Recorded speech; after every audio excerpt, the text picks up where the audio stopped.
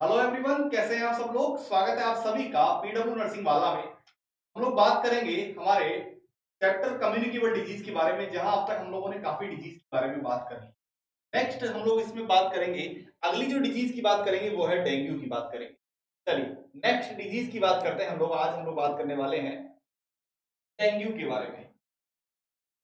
First हम लोग बात करेंगे डेंगू एंड टाइफाइड। चलिए शुरू करते हैं हम लोग फटाफट से। सबसे पहले अगर बात करें, हेडिंग डालेंगे डेंगू के बारे में।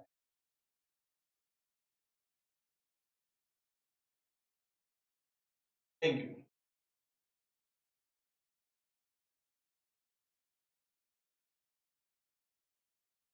देखिए डेंगू एक वायरल डिजीज है। सबसे पहले तो कैसी डिजीज है, एक ही वायरल डिजीज है जिसको हम लोग ब्रेक बोन फीवर भी कहते हैं। पहली बात तो ये कैसी डिजीज, एक वायरल डिजीज है। तो हम लोग क्या कहते हैं इसको, हम लोग ब्रेक बोन फीवर, मतलब हड्डी तोड़ बुखार। ब्रेक बोन फीवर, तो ऐसा बुखार कैसे लगता है कि हड्डियां तक टूट जाएगी, ब्रेक बोन फीवर।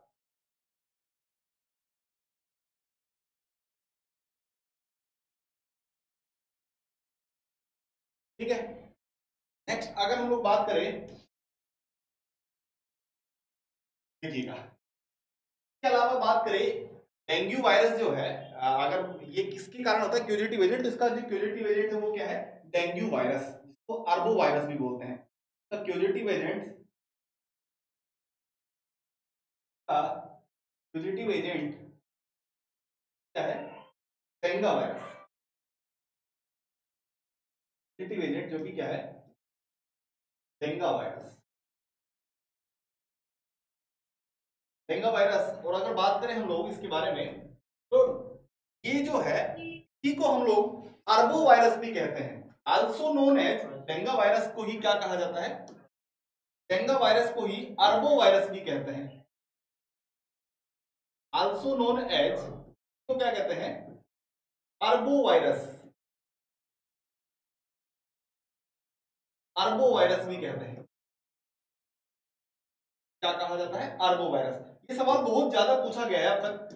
पहली बात, इसका क्यूजेटिव एजेंट क्या है, डेंगू वायरस, और ये किस फैमिली का है, तो ये अर्बो वायरस फैमिली का सदस्य है। नेक्स्ट अगर बात करें, डेंगू की चार स्पीसीज होती है। डेंगू की चार स्पीसीज होती है, DENV first, DENV second, DENV third और डीईएनवी फोर्थ। देखिए, there are four species of dengue, four, चार स्पीसीज होती है इसकी। डीईएनवी फर्स्ट पहली स्पीसीज है, डी एन बी फर्स्ट।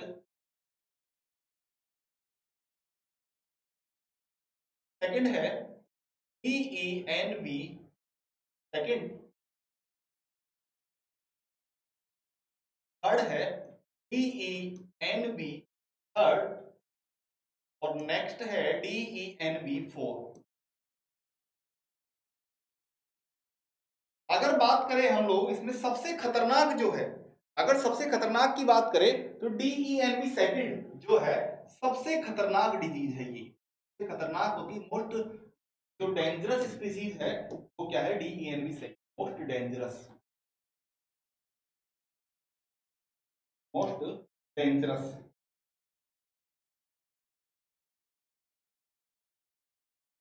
कैसे, देखो समझिएगा बात को भाई। जैसे प्लाज्मोडियम की हम लोग स्पीसीज पढ़ते हैं, प्लाज्मोडियम की कितनी स्पीसीज पढ़ते हैं, चार।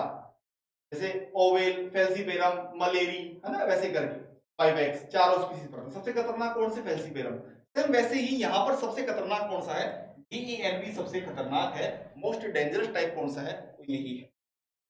नेक्स्ट, ये डिजीज जो है वेक्टर बोर्न डिजीज है। कैसी है ये वेक्टर बोर्न डिजीज है, मतलब किसी वेक्टर के कारण होती है। वेक्टर बोर्न डिजीज कैसी डिजीज है ये, वेक्टर बोर्न डिजीज है, मतलब जो किसी वेक्टर के कारण होती है। और वेक्टर क्या है, इसमें वेक्टर है इजिप्ट एजिप्टी, मॉस्किटो है एक वेक्टर। क्या है इसका वेक्टर, क्या है, वेक्टर बोर्न डिजीज है जिसमें मॉस्किटो के कारण होती है। मॉस्किटो का नाम क्या है, एडीज इजिप्टी, एडीज इजिप्टी। बात करें एडीज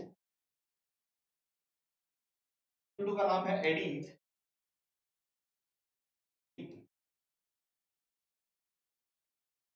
तो हम लोग टाइगर मॉस्किटो भी कहते हैं, इसका दूसरा नाम है, इसी को हम लोग टाइगर मच्छर, टाइगर मॉस्किटो भी कहते हैं, टाइगर मॉस्किटो भी कहते हैं, एडीज इजिप्टी। याद रखिएगा ये सवाल पूछा जाता है कि किस मच्छर के काटने से होता है, तो याद रखिएगा किसके काटने से, एडीज इजिप्टी के काटने से ये जो है होता है। इसे टाइगर मॉस्किटो भी कहते हैं। क्यों? क्योंकि इसके ऊपर टाइगर जैसी लाइंस पाई जाती है, और ये डे फीडर होता है, मतलब दिन में काटता है। रात में अगर आपको मच्छर काट रहा है तो इसका ये मतलब ये बात समझ लीजिएगा कि वो डेंगू का मच्छर नहीं है, क्योंकि वो दिन में काटता है, रात में नहीं काटता। डे फीडर है, वो दिन में ही आपको काट लेता है। नेक्स्ट, अगर हम लोग बात करें इसका इंक्यूबेशन पीरियड बात करें, तो इसका इंक्यूबेशन पीरियड जो है वो होता है 5 to 6 डेज। आईपी की बात करें, इंक्यूबेशन पीरियड की बात करें, तो 5 to 6 डेज जो है वो इसका इंक्यूबेशन। नेक्स्ट, अगर बात करें इसके स्टेज की, साइन और सिम्टम्स की, साइन और सिम्टम्स जो है स्टेज, 4 स्टेज में इसके सिम्टम्स जो है अपेयर होते हैं। क्या बात कर रहे हैं हम लोग, इसके साइन और सिम्टम्स की बात करेंगे, इसके जो कितनी स्टेज में होते हैं, 4 स्टेज में प्रेजेंट होते हैं, इन 4 स्टेज, 4 स्टेज होती है साइन और सिम्टम्स की, 4 स्टेज होती है साइन और सिम्टम्स की, स्टेज है, 4 स्टेज होती है।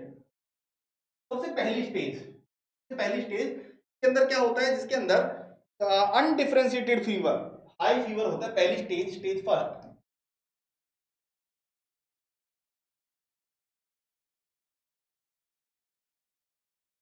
स्टेज फर्स्ट के अंदर क्या होता है, अनडिफरेंशिएटेड फीवर,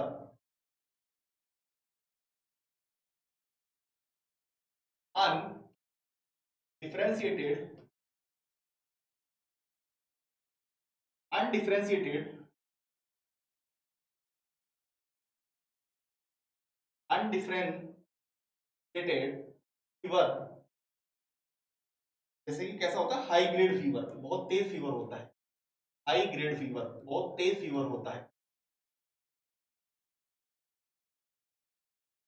पहला स्टेज है अनडिफरेंशिएटेड, मतलब के अंदर बहुत तेज क्या होता है, बहुत तेज जो है वो बुखार होगा, और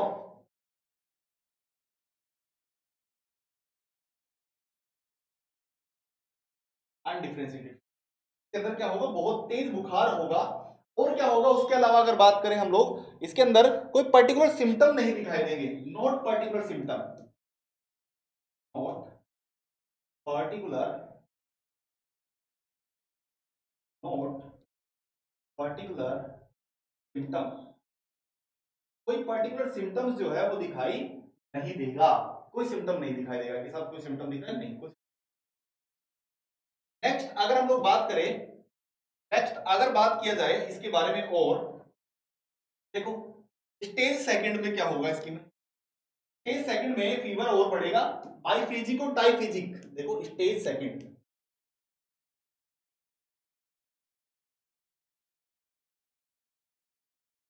स्टेज सेकंड, स्टेज सेकंड में क्या होगा, फीवर जो है वो पहले बढ़ेगा फिर कम होगा, हाई ग्रेड फीवर या क्लासिक डेंगू फीवर होता है, सेकंड स्टेज का नाम क्या है, क्लासिकल डेंगू फीवर,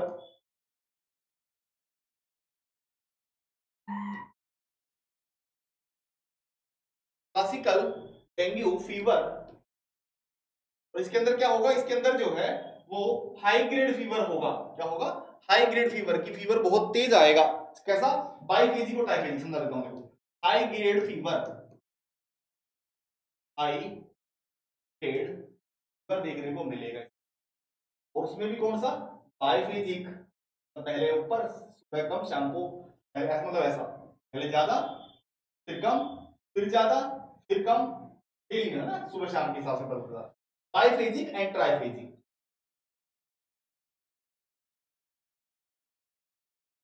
ऐसा फीवर देखने को मिलेगा। उसके अलावा इसके अंदर एक चीज और देखने को मिलेगी, क्लासिकल डेंगू फीवर के अंदर हाई ग्रेड हो गया, उसके अलावा के अंदर सैडल ब्लैक फ्लैक्चुएशन फीवर, इसके अंदर आल्सो एक और फीवर दिखेगा, इसी को हम बोलते हैं बाई मैं बोलूं कि हाई ग्रेड फीवर का ही एक और नाम है, इसी को आल्सो नोन एज, इसका दूसरा नाम है, मैं बोलूं सैडल ब्लैक फ्लैक्चुएशन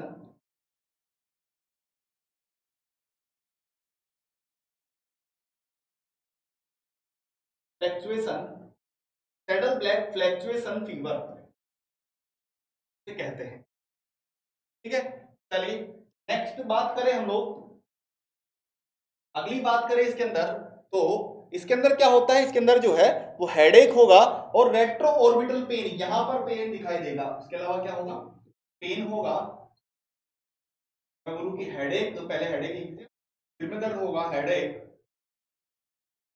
और क्या होगा, retro orbital pain second stage में, retro orbital, retro orbital pain second stage में ये होगा। चलिए आगे बात करते हैं, तो सेकंड स्टेज की सिम्टम्स यहां तक चीजें सेकंड स्टेज में होगी। इसके अलावा अगर बात करें फोटोफोबिया, एक मेजर सिम्टम यहां ये भी देखने को मिलता है, लाइट से पेशेंट को क्या करने लग जाता है, डर लगने लग जाता है, फोटोफोबिया। तो मीजल्स में आप लोगों ने फोटो देखा था, जर्मन मीजल्स में फोटोफोबिया देखा, बाद अब कहां पर, उसके बाद यहां पर हम लोगों ने फोटोफोबिया की बात की। नेक्स्ट अगर हम लोग बात करें अगले स्टेज नंबर थर्ड की बात करते हैं, स्टेज थर्ड की बात करते हैं, तो स्टेज थर्ड में क्या होगा, अब कंडीशन काफी बिगड़ जाती है पेशेंट की, यहां तक अगर इलाज नहीं हुआ, स्टेज थर्ड तक भी इलाज नहीं होता, तो फिर पेशेंट को दिक्कत आ सकती है। स्टेज थर्ड तो क्या होगा इस स्टेज में, स्टेज थर्ड में क्या होता है, स्टेज थर्ड की अगर बात करूं, यहां पर डेंगू हेमरेजिक फीवर होता है, डीएचई नाम क्या है, डीएचई, डीएचएफ बोलते हैं इसको, DHF, dengue haemorrhagic fever, dengue haemorrhagic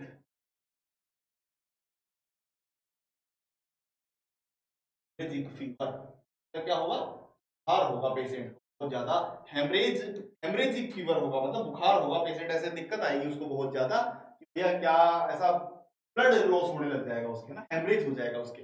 देखो इसके अंदर क्या होता है, अब ये हेमरेजिक फीवर है, ये भी 4 स्टेज होती है, ये भी कितनी स्टेज में बटा हुआ है, ये भी 4 स्टेज होती है,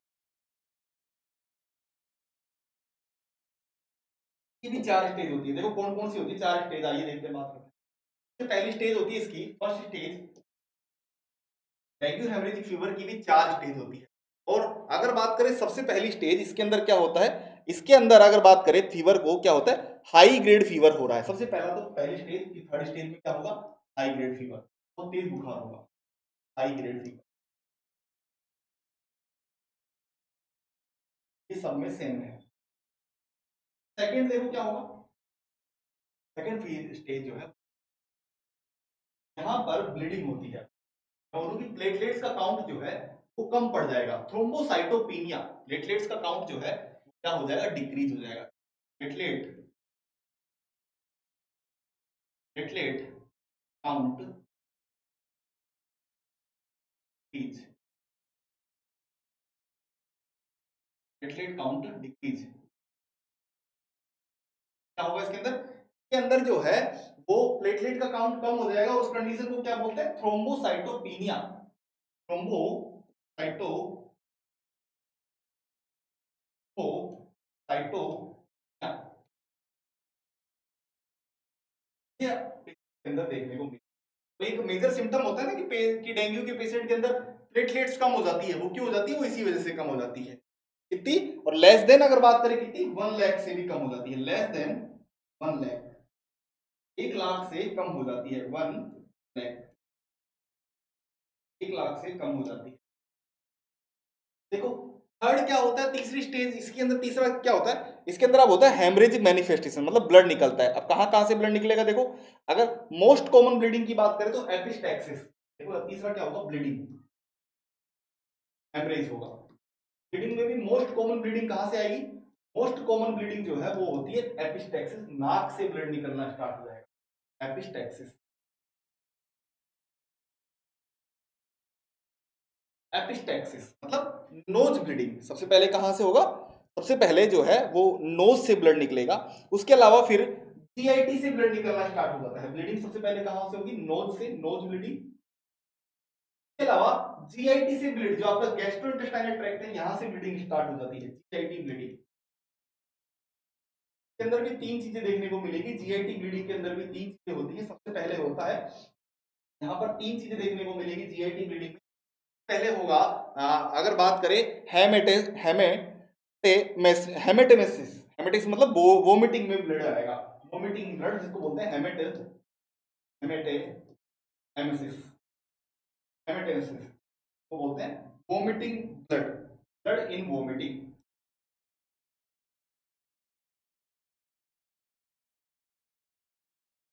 ब्लड इन वोमिटिंग, वोमिटिंग में क्या हो जाएगा, ब्लड आएगा। सेकंड सिम्टम होता है, पहला इसकी भी तीन स्टेज है, पहला हेमेटमेसिस, दूसरा होगा मेलेना, दूसरा क्या है मेलेना, सेकंड है मेलेना, और थर्ड है हिमेटोकेजिया। पहला मेलेना का मतलब होता है ब्लड इन स्टूल, और तीसरा है हिमेटोकेजिया मतलब एनल से ब्लीडिंग आ जाएगी। ब्लड इन स्टूल, मेलेना का मतलब क्या है, ब्लड इन स्टूल मतलब मल के अंदर जो स्टूल पास करते हैं उसमें ब्लड आ जाएगा। और थर्ड है हिमेटोकेजिया, हिमेटोकेजिया ब्लड फ्रॉम एनल, एनल से ब्लड निकलने लगता है, ब्लड फ्रॉम। ये इसकी तीसरी स्टेज हो जाएगी, ये इसकी तीसरी स्टेज हो जाएगी। और चौथी स्टेज होती है इसकी स्किन से ब्लड निकलने लग जाएगा। फोर्थ स्टेज क्या है इसकी, स्किन ब्लीडिंग, स्किन ब्लीडिंग के अंदर पैचेज आता है, परप्यूरा आता है, वो सब चीजें इसके अंदर हो जाएगी। इतना डिटेल में फोर्थ स्टेज में मैं बोलूंगी, इसी की फोर्थ स्टेज क्या है, स्किन ब्लीडिंग स्टार्ट हो जाएगी पेशेंट। नेक्स्ट अगर बात करें स्टेज 4 में, अब यहां तक स्टेज थर्ड आया, मान लो यहां तक भी पेशेंट का इलाज नहीं हुआ, तो नेक्स्ट आती है स्टेज 4। स्टेज 4 में क्या होगा, डेंगू शॉक सिंड्रोम। अब पेशेंट जो है बस अब नहीं बचेगा, या मैं बोलूंगी एक तरीके से वो बहुत डेंजरस सिचुएशन है। Dengue stage 4 stage 4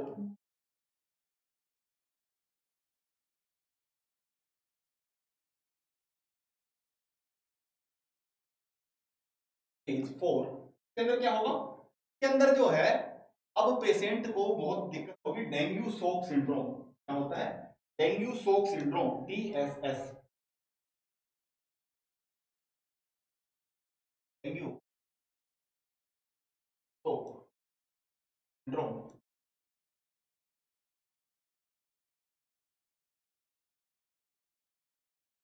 dengue shock syndrome देखो इसके अंदर क्या होगा।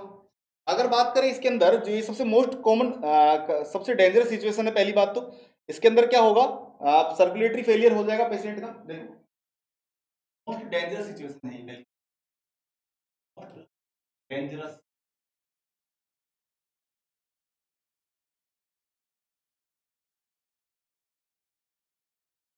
तो क्या होगा इसके अंदर,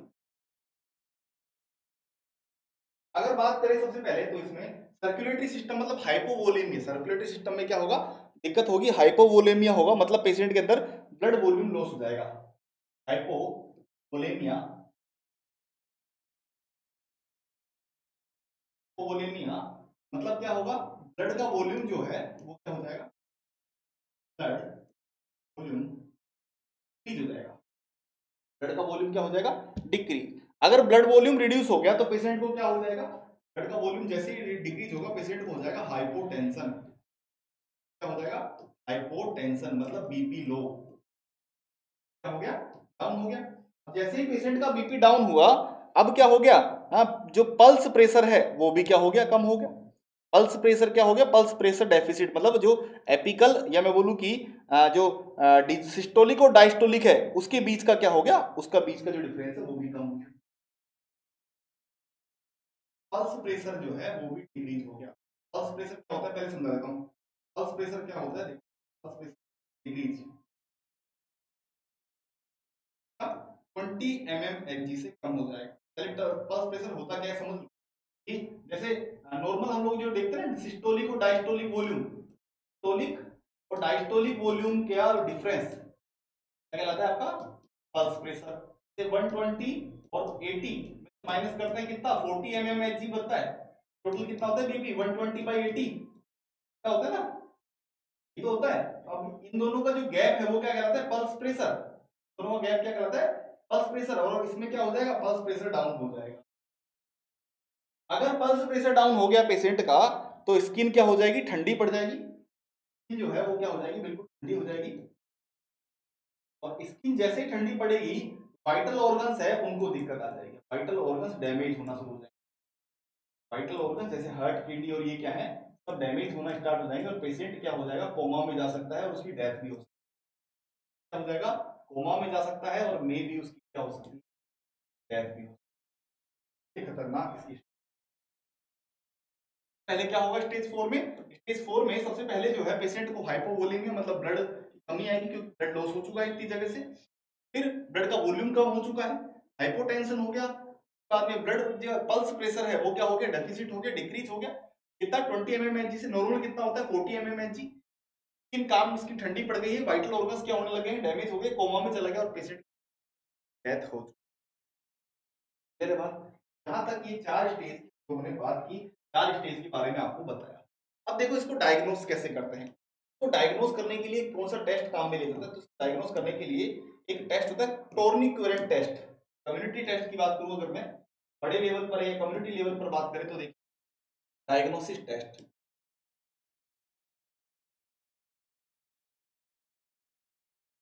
डायग्नोसिस की बात करें तो टोर्निक्योरेंट टेस्ट होता है। टेस्ट का नाम याद रख लो केवल, से मतलब नहीं पूछा था। टेस्ट का नाम क्या है? टोर्निक्योरेंट test. Tourney, TOURNI, curate, टोर्निक्योरेट, टोर्निक्योरेट, curate या क्विट, टोर्निक्योरेट टेस्ट काम में लिया जाता है। टोर्निक्योरेट टेस्ट काम में लिया जाता है मेजर करने के लिए, क्या करने के लिए? को आइडेंटिफाई करने के लिए। ठीक है। नेक्स्ट अगर बात करें इसके लिए अगर बात करें लेबोरेटरी में बात करें, ये जो है कम्युनिटी पर हम लोग करते हैं। इसमें जो है बीपी एपरेटस का यूज में चलता है। दोनों बीपी से पहली बीपी मेजर करेंगे 120/80 मान लो किसी का ही, और फिर हम लोग क्या करेंगे उसके 15 मिनट बाद फिर से मेजर करेंगे और इसमें रिफिल टाइम चेक किया जाता है ना, कम्युनिटी लेवल पर होता है। और अगर लैब के अंदर बात करें, लैब के अंदर तो सीरोलॉजिकल टेस्ट करते हैं। लैब के अंदर सीरोलॉजिकल टेस्ट,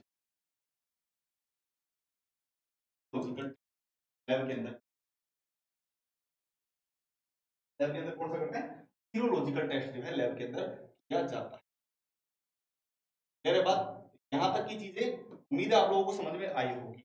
नेक्स्ट अब अगर बात करें इसके लिए वैक्सीन की बात करें, अच्छा जो पेशेंट होता है ना उसको कभी भी हम लोग एस्प्रिन नहीं देते। याद रखना, इसके अंदर एक नोट डाल लेना, never give aspirin to dengue patient. Patient को कभी भी एस्प्रिन नहीं देते क्योंकि वो भी प्लेटलेट्स का काउंट कम कर देते। तो never give aspirin to the, never give aspirin to dengue patient. क्योंकि ये भी क्या करती है? ये भी प्लेटलेट्स के काउंट को कम ही करती है। और अगर इसके लिए वैक्सीन अगर कोई लगवाना चाहे तो उसके लिए डेंगू वैक्सीन है, डेंगा वैक्सीन आती है जो कि 10 वीक पर, या मैं बोलूँ कि जो कि 6 वीक, 10 वीक और 12 वीक पर आती है, लेकिन वो पैसे देता, मतलब इम्यूनाइजेशन शेड्यूल में नहीं है, उसको आप वैसे लगवा सकते हैं। वैक्सीन की अगर और बात करें, एक लास्ट बात और कर लेते हैं, वैक्सीन की अगर बात करें के लिए आती है डेंगा वैक्सीन। कब लगवाई जाती है? जो कि लाइव वैक्सीन है, लेकिन ये ध्यान रखना इम्यूनाइजेशन शेड्यूल में इसको इंक्लूड नहीं किया है। आप बोलो सर हमने तो कभी पढ़ाई नहीं है ना, इम्यूनाइजेशन शेड्यूल में नहीं होता। जो कि 6 वीक पर, 10 वीक पर और 14 वीक पर, 10 वीक, 6, 10 और 12, सॉरी 12 वीक पर जो है वो इंजेक्ट करता है। आप पैसे देकर प्राइवेट हॉस्पिटल से इंजेक्ट करवा सकते हो, ऐसे कहीं।